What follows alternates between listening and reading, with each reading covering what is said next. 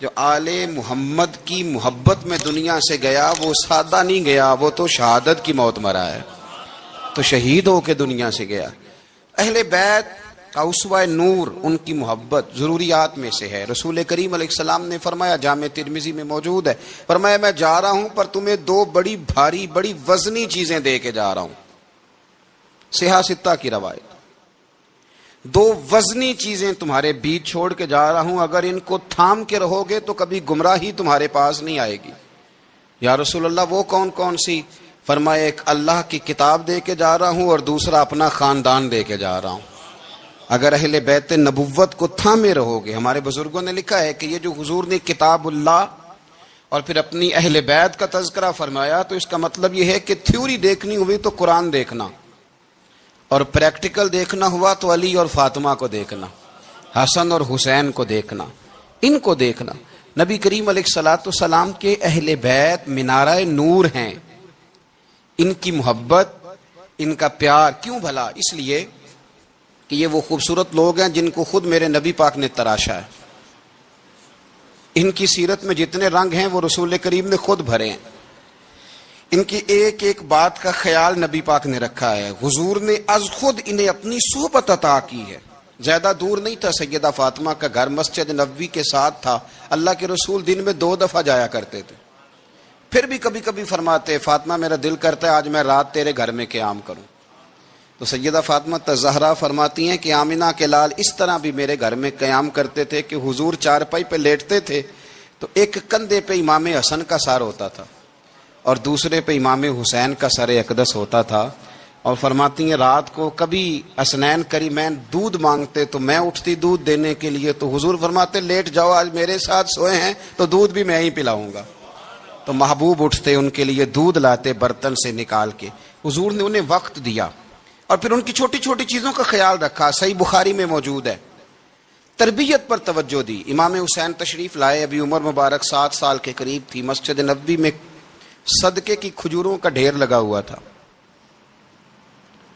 چھوٹا بچہ جو ہوتا ہے نابالغ، اس پر شریعت کے احکامات نہیں آتے۔ صدقے کی کھجوروں کا ڈھیر تھا مسجد نبوی میں۔ یہ تربیت ہے، یہ ٹریننگ ہے جو اللہ کے محبوب نے خود انہیں عطا فرمائی۔ صدقے کی کھجوروں کا ڈھیر تھا۔ امام حسین حضور کے ساتھ آئے تو امام علی مقام نے ایک کھجور اٹھا کے منہ میں رکھ لی۔ شارحین نے لکھا ہے لگتا یہ ہے کہ کئی دنوں کی بھوک تھی، کیونکہ یہ فاقہ اہل بیت کا بڑا محبوب ہے۔ مجبور نہیں تھے، وہ تو خزانوں کے مالک تھے، پر غریبوں سے محبت کی وجہ سے فاقے کیا کرتے تھے۔ یہ ان کی پسند ہے فاقہ کرنا۔ دیکھو کھجور امام علی مقام نے رکھ لی تو اللہ کے رسول نے گلے میں انگلی ڈال کے نکال دی، فرمایا حسین یہ صدقہ ہے، یہ میری اہل بیت کے لیے درست نہیں ہے۔ حضور نے خود تربیت کی۔ اور پھر سیدہ فاطمہ الزہرا نے اپنے بچوں کو تراشا، ان پر محنت کی۔ میں اکثر گزارش کرتا ہوں دوستوں سے، میں کہتا ہوں کربلا کا واقعہ کوئی حادثاتی نہیں ہے، اس کے پیچھے پوری ایک لاجک ہے، اس کے پیچھے پورا ایک فلسفہ ہے۔ ایسے ہی کوئی آدمی 3 دن بھوکا پیاسا رہ سکتا ہے؟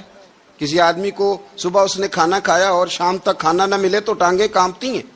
رمضان المبارک میں عبادت کی نیت سے روزہ رکھنے والے بھی شام کو بڑے پریشان ہو جاتے، اور مسلسل 3 دن کھانا نہ کھایا جائے اور پانی نہ پیا جائے، اور حال یہ ہے کہ وہی آدمی تلوار لے کے میدان میں نکلے اور اس کی حالت یہ ہو کہ لوگ اس کے آگے دوڑنا شروع کر دیں، ہزاروں کی فوجیں تاب نہ لا سکیں۔ علی کا گھر بھی وہ گھر ہے کہ جس گھر کا ہر ایک بچہ جسے دیکھو وہی شیر خدا معلوم ہوتا ہے۔ یہ کوئی آسان ہے؟ اس کے پیچھے پوری ایک اس کے پیچھے فلسفہ ہے۔ امام راضی کی تفسیر کبیر دیکھیے گا، امام راضی کہتے ہیں کہ سیدہ فاطمہ الزہرا رضی اللہ تعالی عنہ کے دونوں شہزادے حسنین کریمین بیمار ہو گئے تو سیدہ نے منت مانگی کہ بچوں کو شفا ہوگی تو 3 روزے رکھوں گی۔ شفا ہو گئی، روزے بھی رکھ لیے۔ اور جب مولا علی شیر خدا روزہ رکھنے کے لیے بیدار ہوئے، سیدہ فاطمہ الزہرا بیدار ہوئی تو امام حسن اور حسین بھی اٹھ گئے۔ 7-8 سال کی عمر، اماں جی ہم نے بھی رکھنا ہے۔ صبح کھجور اور دودھ سے روزہ رکھ لیا گیا۔ عین افطاری کے وقت مولا علی کہتے ہیں فاقے چل رہے تھے، کہیں سے میں جوں لایا تھوڑے سے، سیدہ فاطمہ الزہرا نے پیس کر روٹیاں پکائیں۔ وہ وقت جو بڑا مشکل ہوتا ہے افطار کا، کہتے ہیں اس وقت جب کھانے کے لیے بالکل ہاتھ آگے بڑھنے لگے اور امید تھی کہ ابھی سیدنا بلال اللہ اکبر کہیں گے تو روزہ کھلے گا، لیکن ابھی چند ہی منٹ رہتے تھے کہ دروازے پر ایک فقیر نے صدا دی. کہنے لگا سارے مدینے کے دروازے کھٹکھٹا آیا ہوں، قحط ہے، فاقہ ہے، اے رسول اللہ کے خاندان والو، میں یتیم ہوں، کسی نے بتایا ہے کہ اور کوئی دروازہ کھلے نہ کھلے سیدہ کا دروازہ تیرے لیے ضرور کھلے گا، کیا یتیم کو روٹی ملے گی؟ تو حضرت مولا علی نے بچوں کی طرف دیکھا ہی تھا کہ امام حسن ساری روٹیاں جا کے دروازے پہ دے آئے. کھجور اور پانی سے افطار ہو گیا. صبح پھر کھجور اور دودھ سے روزہ رکھا. امام راضی کہتے ہیں عین وہ وقت جب افطار کا ٹائم آیا تو پھر دروازے پہ کسی نے صدا دی، کہا رسول اللہ کے خاندان والوں میں مسکین ہوں، رات سے روٹی کھائی ہے، نہ صبح کھا سکا نہ دوپہر، کسی نے بتایا ہے کہ اس دروازے سے خالی کوئی نہیں جاتا. امام حسن نے پھر سارا لنگر اٹھایا اور پھر جا کے دے دیا.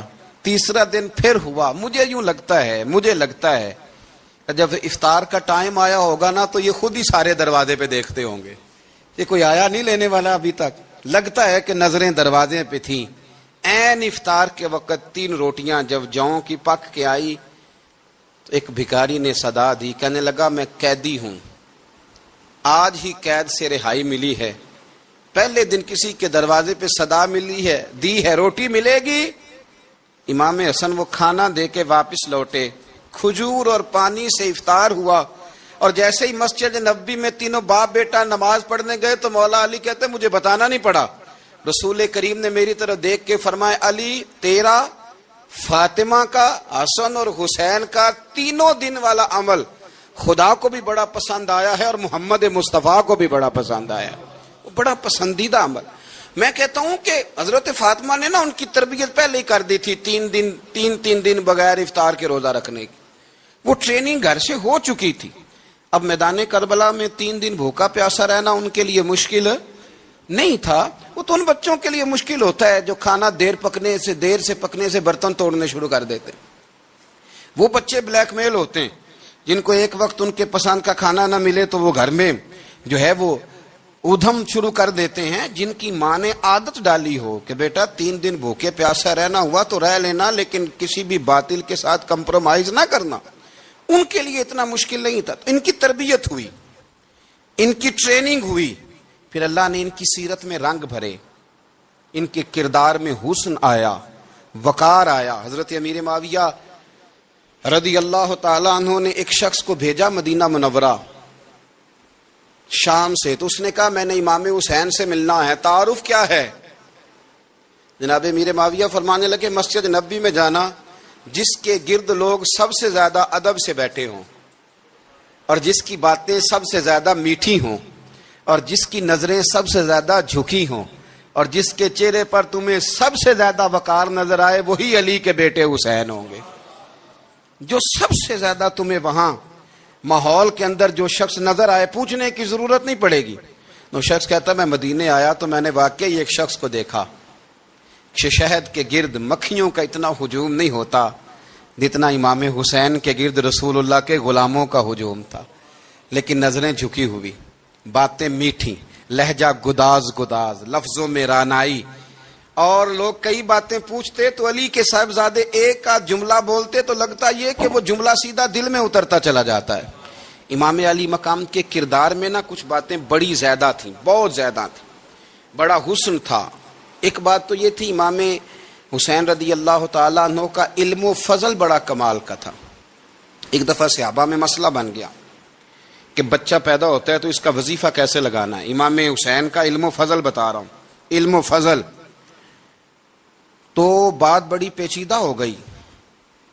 حضرت عبداللہ ابن زبیر کے پاس لوگ آئے، کہنے لگے کہ آپ بڑے صاحب علم و فضل ہیں، آپ نے حضور علیہ الصلوۃ والسلام کے ساتھ وقت گزارا ہے، تو مسئلے کو حل کریں کہ بچہ پیدا ہونے کے بعد حکومت اگر وظیفہ لگائے گی تو کب لگائے گی. جب بحث طول پکڑ گئی، مسئلہ حل نہیں ہوتا تھا، تو حضرت عبداللہ ابن زبیر کہنے لگے ہم سے نہیں حل ہوگا. ایک بندہ ہے جس کے سینے میں رسول اللہ صلی اللہ تعالی علیہ وسلم کے نور نبوت کا فیضان ہے، وہ یہ مسئلہ حل کریں گے. تو کہا وہ کون سے؟ آپ فرمانے لگے جب ہم سے مسائل حل نہیں ہوتے تو ہم ان کے علم سے فائدہ اٹھاتے ہیں. کہا کون ہے؟ کہا جناب امام حسین. تو لوگ حضرت امام حسین کے پاس گئے کہ حضرت یہ ایک مسئلہ الجھ گیا ہے کہ بچہ پیدا ہو تو وظیفہ کب لگانا ہے؟ فرمایا الجھنے والی بات ہی کوئی نہیں. پیدا ہونے کے بعد جب وہ پہلی دفعہ آواز نکالے تو اس کا وظیفہ لگا دو. اس کا مطلب یہ ہے کہ وہ دنیا میں آ گیا ہے, اس نے اپنے آنے کا اظہار کر دیا ہے, اعلان کر دیا ہے, اب اس کا وظیفہ لگا دو. تو اس پر پھر صحابہ کا اتفاق ہو گیا. امام حسین کے علم سے, فضل سے لوگ فیض اٹھاتے تھے. پھر اس کے ساتھ ساتھ امام حسین کا ذوق عبادت بڑا شاندار تھا, بڑا زبردست ذوق. علامہ جوزی نے لکھا ہے وکان الحسین رضی اللہ تعالی عنہ فاضلا کثیر الصوم والصلاۃ والحج والصدقۃ وافعال الخیر جمیعا. آپ فرماتے ہیں کہ امام حسین زیادہ نمازیں پڑھنے والے تھے, کثرت سے سجدے کرنے والے, کثرت سے روزے رکھنے والے, زیادہ حج کرنے والے, اور امام حسین صدقہ دینے والے اور نیکی کے کاموں میں شدت کرنے والے تھے. امام حسین کا جو ذوق عبادت تھا وہ اتنا شاندار تھا کہ آپ فرض نماز کے علاوہ روزانہ 100 رکعت نماز نفل ادا فرمایا کرتے. اور امام حسین فرماتے زندگی میں کبھی ایسا نہیں ہوا کہ 3 دن گزر گئے اور حسین کا قرآن پاک ختم نہ ہوا ہو. 25 حج کیا امام حسین نے مدینہ منورہ سے مکہ مکرمہ پیدل جا کے, 25 حج. اب تو نسبت والے لوگوں کو عبادت کی ضرورت نہیں نا, اللہ ماشاءاللہ کہتے ہیں نسبت بڑی ہے. بھئی جن کی نسبت اتنی خاص تھی کہ حضور نے فرمایا یہ فاطمہ کے نہیں میرے بیٹے ہیں, ان کا تو حال یہ ہے کہ فرض کے علاوہ 100 نفل, 3 دن سے پہلے ختم قرآن پاک, 25 حج فرمائے. تو کس نسبت کی بات کرتا ہے؟ یہ نسبتیں تو ہیں جو انسان کو عبادت کے قریب کرتی ہیں. لوگوں نے معیار ہی بدل دیا ہے. حضرت سیدنا امام حسین کی شہادت کے بعد حضرت عبداللہ ابن زبیر رضی اللہ تعالیٰ عنہ نے قاتلان حسین سے خطاب کیا اور فرمانے لگے اللہ کی قسم تم نے اس شخص کو شہید کیا ہے جو راتوں کو لمبے لمبے قیام کرتا تھا, اور تم نے اس شخص کو شہید کیا ہے جس سے میں دن میں جب بھی ملتا تھا تو وہ روزے سے ہوتا تھا. تم نے اس شخص کو شہید کیا جو قائم اللیل تھا, صائم الدہر تھا, اس شخص کو تم نے شہید کیا. آپ کو پتہ ہے کہ میدان کربلا میں جب 9 محرم کو ابن سعد نے امام حسین سے کہا کہ جنگ کرو اگر یزید کی بیعت نہیں کرنی, تو امام حسین نے فرمایا 1 رات کی مہلت دے دو, 1 رات کی مہلت دے دو. حضرت امام زین العابدین کہتے ہیں میں نے اپنے والد گرامی سے عرض کی کہ ابا جی آپ جہاد سے دور جانے والے تو ہیں نہیں, آپ تو جہاد سے پیار کرنے والے, اور یہ بھی پتہ ہے مجھے کہ یہ جنگ اب ہو کے رہے گی, تو 1 رات کی مہلت لینے کا معنی کیا ہے؟ بھئی کل بھی لڑنا ہے اور رات بھی لڑنا ہے, تو ابا جی 1 رات کی مہلت. تو سیدنا امام حسین رضی اللہ تعالیٰ عنہ فرمانے لگے بیٹا رات کی مہلت اس لیے لی ہے کہ میں آج رات کھل کے اپنے رب کی عبادت کر لوں, میں استغفار کر لوں, میں لمبے سجدے کروں. اور کہا زین العابدین تو جانتا ہے نا کہ مجھے نماز سے, تلاوت سے, دعا سے اور استغفار سے بڑا پیار ہے. نماز سے مجھے پیار ہے, دعا سے مجھے پیار ہے, استغفار سے مجھے پیار ہے. فرمایا بیٹا میں نے اس لیے نہیں کہ میں چاہتا ہوں 1 رات اور دنیا میں رہوں. تو امام زین العابدین فرماتے ہیں امام علی مقام نے سجدے پہلے بھی بڑے کیے, پر 9-10 کی درمیانی رات جو ان کے سجدے تھے وہ میں نے کبھی نہیں دیکھے. فرماتے ہیں تیمم کے ساتھ وہ رات کی جو عبادتوں کا رنگ تھا وہ میں نے کبھی نہیں دیکھا. امام علی مقام کا عبادت کا ذوق تھا, شوق تھا, لذت تھی. آپ یقین کریں ایسے ایسے عجیب بہانے ہم لوگوں کہتے ہیں میرا نماز میں دل نہیں لگتا, تو میں کہتا ہوں تیرا گپ شپ میں کس طرح لگتا ہے, تیرا موبائل پہ کیسے لگتا ہے بھائی؟ یہ تو بھائی ذوق کی بات ہے. امام حسین کہتے ہیں مجھے قرآن پاک سے پیار ہے, مجھے تلاوت سے پیار ہے, مجھے دعا سے پیار ہے, مجھے استغفار سے پیار. بھائی جس کو جس چیز سے پیار ہوگا دل لگ جائے گا. ہم نے کبھی پیار کیا ہی نہیں اس سے, جن چیزوں سے پیار ہے وہاں دل لگ جاتا ہے. یہ ایک بہانہ ہے, ورنہ کثرت سے عبادت کرنا, ذوق پیدا کرنا, یہ تو اہل اللہ کا طریقہ ہے. والذین یبیتون لربہم سجدا وقیاما, رب کے بندوں کی علامت یہ ہے کہ وہ راتیں سجدے اور قیام میں گزار دیتے ہیں. تو امام حسین کی سیرت کا کمال ہے کہ ذوق عبادت رکھتے تھے. دوسری بات جو امام علی مقام کی سیرت میں بڑی شاندار ہے وہ یہ ہے کہ سخی بڑے تھے. ایک قول سنانا ہے آپ کو امام حسین کا، اور خواہش میری یہ ہے کہ میرے حاضرین اور ناظرین اس قول کو رٹا لگا کے یاد کریں، اس قول کو انشاءاللہ۔ یہ قول جو امام حسین کا ہے نا جی، یہ جس دن مجھے ملا تھا نا تو میں نے بھی رٹا لگا کے یاد کیا تھا، اور میرے پاس جتنی ڈائریاں ہیں شاید میں نے سب میں لکھا ہے۔ امام علی مقام رضی اللہ تعالیٰ عنہ فرماتے تھے اللہ کی رضا کے لیے کسی شخص کی ایک حاجت پوری کر دینا 1 مہینہ مسجد میں اعتکاف کرنے سے زیادہ درجہ رکھتا ہے۔ ایک بندے کی ایک حاجت پوری کر دینا 1 مہینہ پورا مسجد میں اعتکاف کرنے سے زیادہ درجہ رکھتا ہے۔ خدا کے بندے تو ہیں ہزاروں اور بنوں میں پھرتے ہیں مارے مارے، میں اس کا بندہ بنوں گا جس کو خدا کے بندوں سے پیار ہوگا۔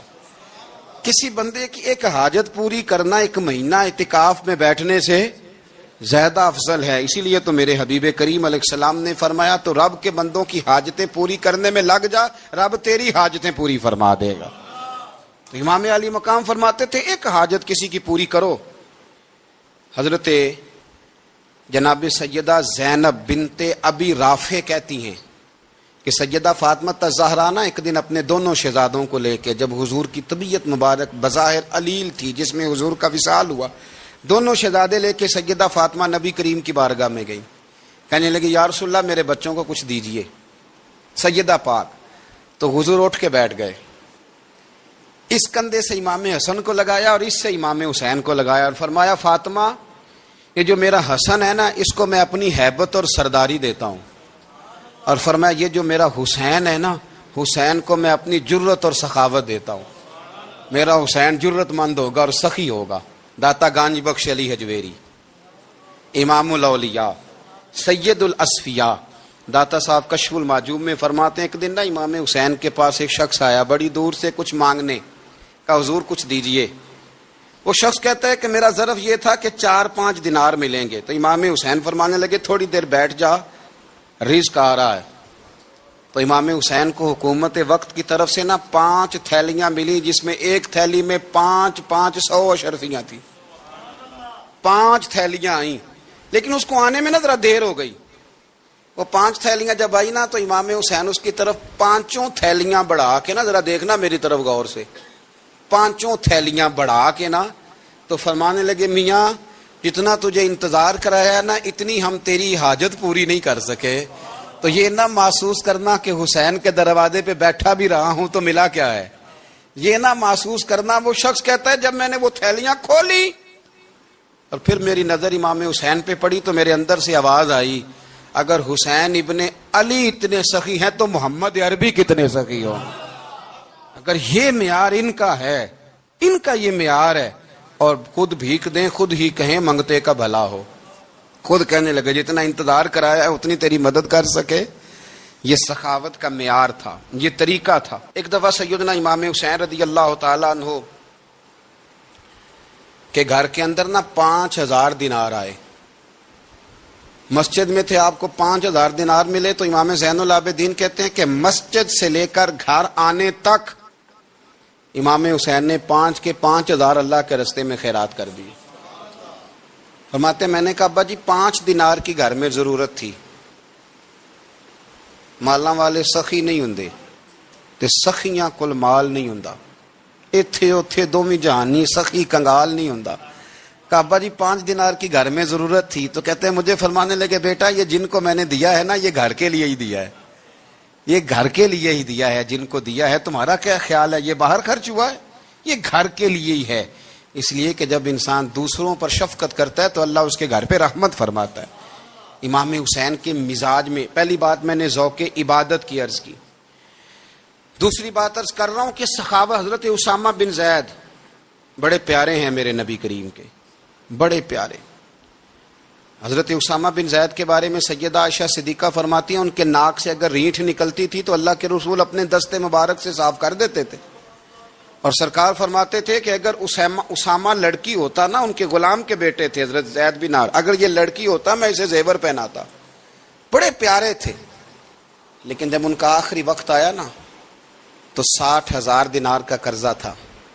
رشتہ داروں سے کہا، دوستوں سے کہا، یاروں سے کہا پر قرض ادا نہیں ہو رہا تھا.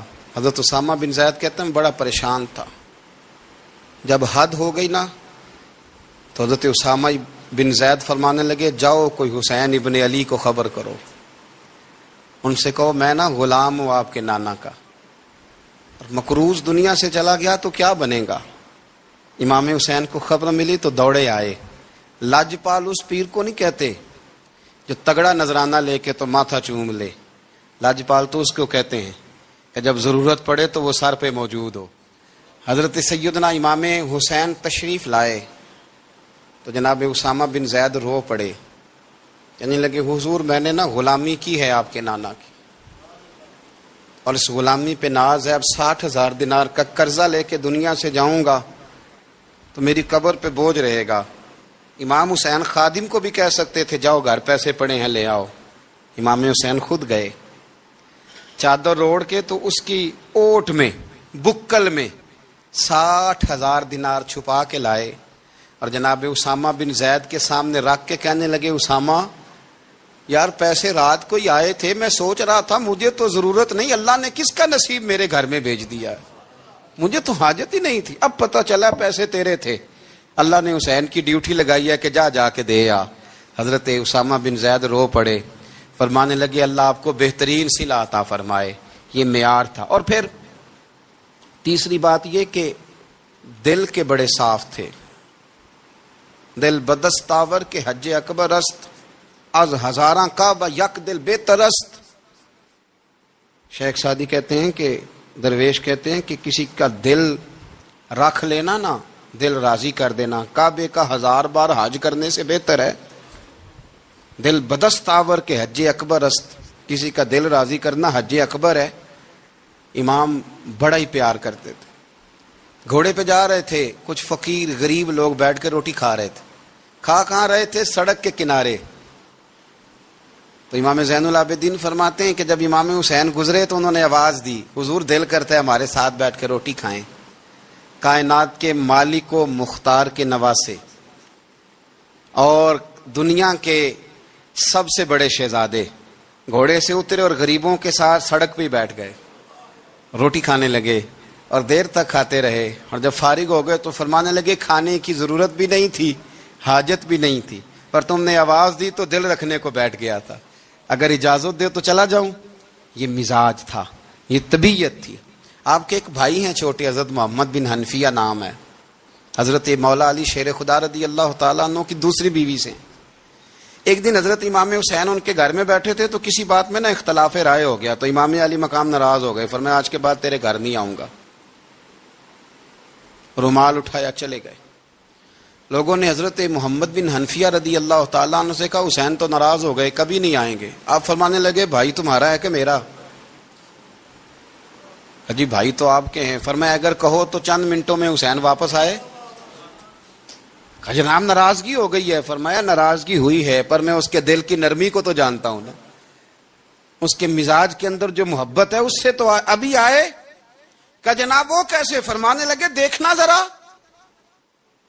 تو امام حسین نے خط لکھا, حضرت محمد بن حنفیہ نے رکا لکھا, کہنے لگے حسین میرے باپ کا نام بھی علی ہے اور آپ کے باپ کا نام بھی علی ہے, پر ایک فضیلت ایسی ہے جس میں آپ کا مقابلہ نہیں کر سکتا, وہ یہ ہے کہ آپ سیدہ فاطمہ الزہرا کے لال ہیں, آپ محمد مصطفیٰ علیہ السلام کے نواسے ہیں. کہنے لگے بھائی جان آپ نے نانا جان کی وہ حدیث تو سنی ہوگی کہ دو لوگ ناراض ہو جائیں تو جو صلح پہلے کرے جنت میں پہلے جائے گا. فرمانے لگے دل میرا کر رہا تھا کہ پہلے صلح کر لوں, لیکن پھر بڑے بھائی کو پشت کروں گا جنت میں جاتے ہوئے, یہ بھی تو بے ادبی ہے نا. اب خط میں نے لکھ دیا ہے, آپ کا جو ارادہ ہو. امام حسین نے خط پڑھا تو آنکھوں میں آنسو آ گئے. پھر سے رومال اٹھایا. بچے پوچھنے لگے کہاں جا رہے ہیں؟ کہا بھائی کے گھر جا رہا ہوں. کہا آپ تو ناراض تھے. فرمایا تھا ناراض پر ہے تو میرا بھائی نا, ہو گئی بات ختم. بڑی دل میں نرمی, طبیعت میں سوز, لہجے میں گداز, لیکن اس کے ساتھ ساتھ امام حسین رضی اللہ تعالیٰ عنہ کا جذبہ جہاد, امام حسین کی استقامت. آج لوگ ادھر ہوتے ہیں جس طرف ہوا کا رخ ہوتا ہے. آج لوگوں کی سوچوں کا زاویہ یہ ہے کہ جدھر رش زیادہ ہوگا ہم بھی ادھر جائیں گے, ہم یہ نہیں دیکھتے حق کس طرف ہے، ہم یہ دیکھتے ہیں رش کس طرف ہے۔ امام حسین رضی اللہ تعالیٰ عنہ نے رش نہیں دیکھا، حق دیکھا۔ امام حسین رضی اللہ تعالیٰ عنہ استقامت کے وہ پہاڑ ہیں، معمولی آدمی نہیں تھے۔ فرزق شاعر کہتا ہے کہ میں نے امام حسین سے کہا تھا، میں نے کہا لوگوں کی تلواریں یزید کے ساتھ ہیں پر دل آپ کے ساتھ ہیں، دل آپ کے ساتھ ہیں۔ امام حسین رضی اللہ تعالیٰ عنہ نے زمانے کے حالات نہیں دیکھے، حق اور سچ دیکھا۔ جتنی چیزیں انسان کو کمزور کر سکتی ہیں وہ ساری امام حسین پہ طاری کی گئیں، جتنی چیزیں۔ وطن چھوڑنا کتنا کو مشکل ہوتا ہے، شالا پردیسی کوئی بھی نہ تھی وے تے کخ جنہ تو پارے۔ حضرت سلطان باؤ فرماتے ہیں بچو، پردیسی ہونا کوئی آسان ہے؟ جس آدمی کا کسی چھوٹے سے گاؤں میں بھی مکان ہو، چھوڑنا پڑ جائے تو روٹا ہے۔ تو مجھے بتاؤ جس نے اپنا سارا بچپن مدینے میں گزارا ہو، آج جو ایک ہفتہ مدینے رہ کے آتے ہیں ان سے واپس نکلنا مشکل ہوتا ہے۔ لیکن امام حسین حق کا رستہ تھا، وطن کی قربانی دی، اور معمولی وطن نہیں، مدینے جیسا وطن۔ اور جب کھڑے تھے نا امام حسین رضی اللہ تعالیٰ عنہ رجب میں نکل رہے تھے مدینے سے، تو کوئی شاعر کہتا ہے دور کھڑے ہو کے انہوں نے گویا کہا تھا، آقا تیرے کرم کے خزینے کی خیر ہو، میں جا رہا ہوں تیرے مدینے کی خیر ہو۔ امام حسین نے وطن چھوڑا، کوئی لغزش نہیں پیروں میں، کوئی نہیں۔ شہزادوں والی زندگی تھی، مسجد نبوی کے امام تھے، نبی کریم علیہ السلام کے روضہ اطہر پر تشریف رکھتے تھے، زمانہ حیا کرتا تھا، شان و شوکت تھی، پر حق کے لیے چھوڑا، نکل کر خانقاہوں سے ادا کر رسم شبیری۔ اور پھر بڑا مشکل ہوتا ہے، جس شخص کے ساتھ بچے اور عورتیں ہوں وہ تو یہ کہہ کے لڑائی سے جان چھڑاتا ہے کہ میرے ساتھ فیملی ہے، نہ ہوتی تو تجھے بتاتا۔ پر امام حسین کو اولاد بھی کمزور نہیں کر سکی، عورتوں کا ساتھ ہونا کمزور نہیں کر سکا۔ پھر امام علی بھوک کتنا مشکل کام ہے۔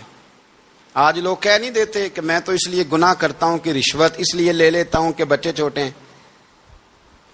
10 دنوں کی کم و بیش سفر، 3 دنوں کی بھوک اور پیاس، پر حق کے رستے میں امام حسین کو کوئی چیز کمزور نہیں کر سکی۔ اور پھر وہ جتنی باتیں لوگ کہہ سکتے تھے وہ ساری کہیں گئیں، ساری۔ اور آ کے عرض کرنے لگا حضور یہ کوئی معمولی دشمن نہیں، یہ وہ ظالم ہیں جو لاشوں پہ بھی گھوڑے دوڑا دیتے ہیں۔ تو امام علی مقام فرمانے لگے جو شہادت کا جذبہ لے کے نکلے وہ پھر انجام نہیں دیکھا کرتا۔